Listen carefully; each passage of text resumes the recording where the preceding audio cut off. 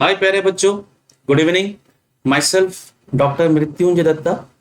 Last topic में we have done that is definition of sets, how to represent a set by using the tabular form, roster form और set builder form.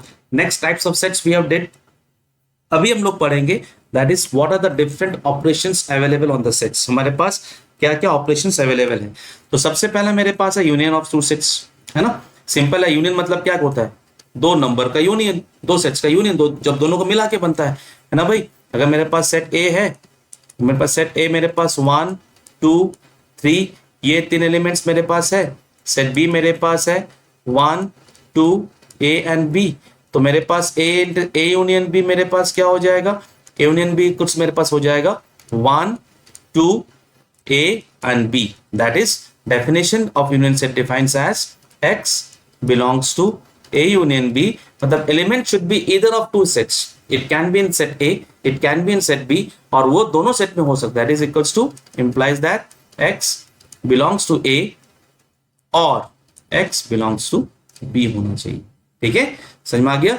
Next one, intersection. Intersection इसको, अच्छा इसको represent करते हैं, union को represent करते हैं हम लोग U से। This is A union of B। Next part is intersection. Intersection define as उल्टा यू। ठीक है, that is A intersection B defined as set of elements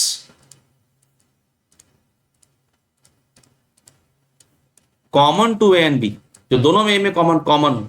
ठीक है, that is X belongs to A intersection B implies that X belongs to A and X belongs to B।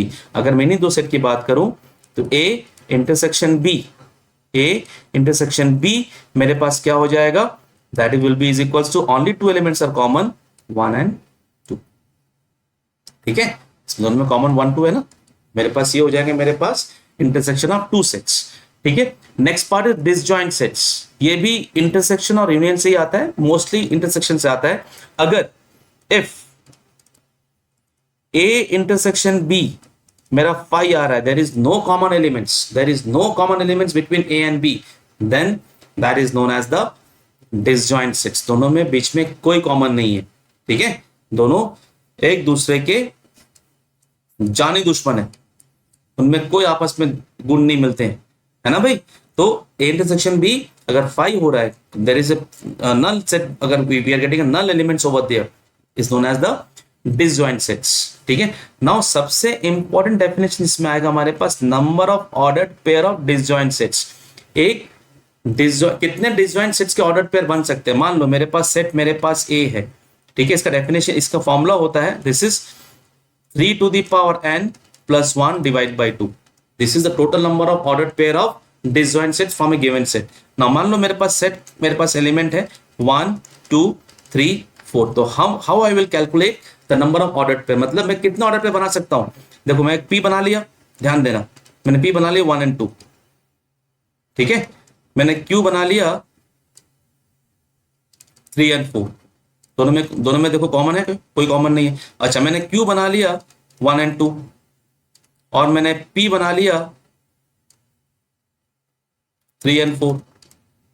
ये तो order pair बन गया ना भाई। Order pair मतलब क्या होता है, ए बी और बी ए ऑर्डर पेयर होगा। दोनों तो एक ही पेयर, दोनों तो लगभग एक जैसे, लगभग जब तक मैं रिलेशन की बात नहीं करता तब तक तो ये दोनों एक ही चीज है।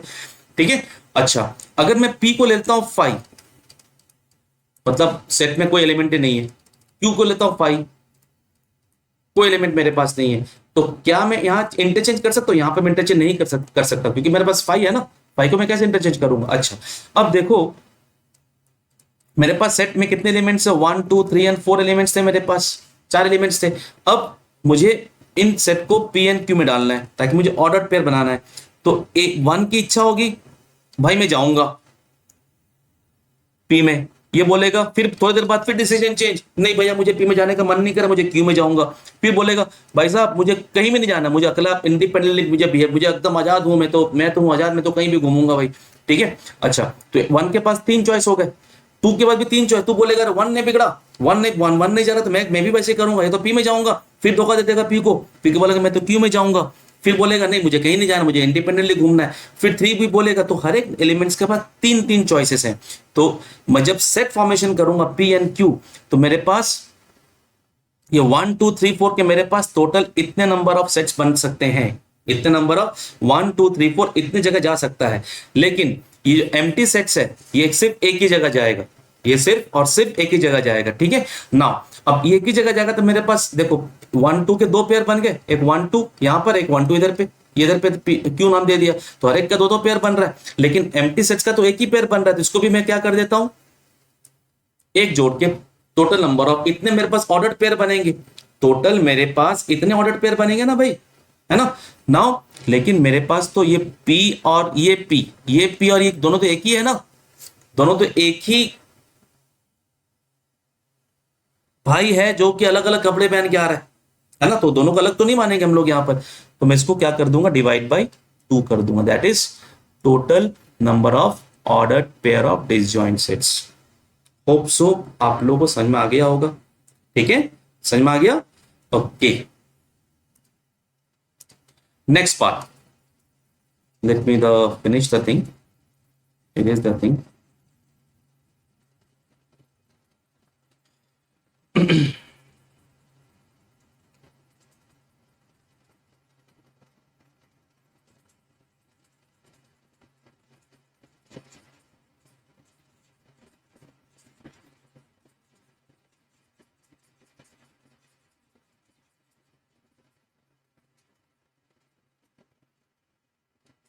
Now next part, that is difference of two sets. Difference of two set, अभी मैं सेट ए ले लेता हूं यहां पर, मैं जब एग्जांपल ले थोड़ी देर पहले एग्जांपल लिया था 1 2 एंड 3, एंड सेट बी ले लेता हूं मैं, this is 1 2 A and B.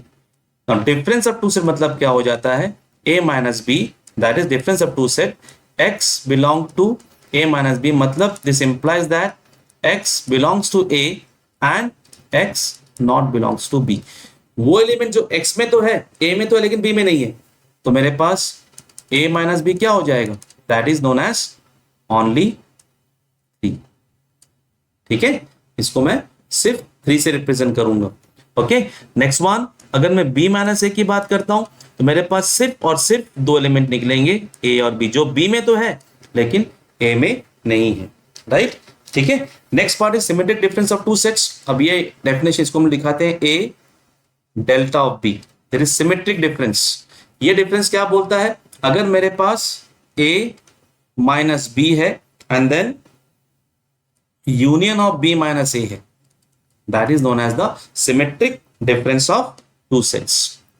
और इसको रिप्रेजेंट ऐसे भी कर सकता हूं, a union of b minus a intersection of b, ठीक है। तो इंपॉर्टेंट डेफिनेशन है, दिस इज पढ़ लीजिए क्योंकि आगे जाके काम में आएगा when we are doing the probability little bit of in the higher mode of study. This is a symmetric difference, a and b का सिमेट्रिक डिफरेंस मतलब a minus b union of b minus a, और या फिर a union b minus ये difference है, this is difference है, okay.